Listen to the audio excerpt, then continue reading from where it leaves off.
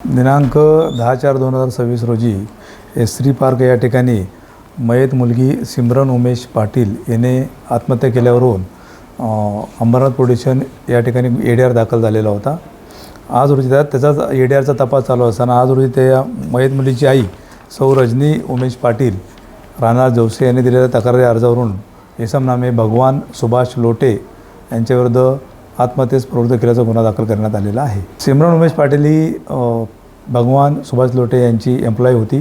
ती त्यांच्या कंपनीमध्ये अकाउंटंट म्हणून काम करत होती आणि ती काम सोडण्यासाठी तयार असताना किंवा त्याला काम सोडण्याची इच्छा होती त्यावेळेस भगवान लोटे यांनी त्यांच्यावर दबाव आणलेला होता। त्यांना धमकी देत होते काम सोडू नये म्हणून आणि त्यांचा मनी लॉन्ड्रिंगचा देखील एक व्यवसाय होता।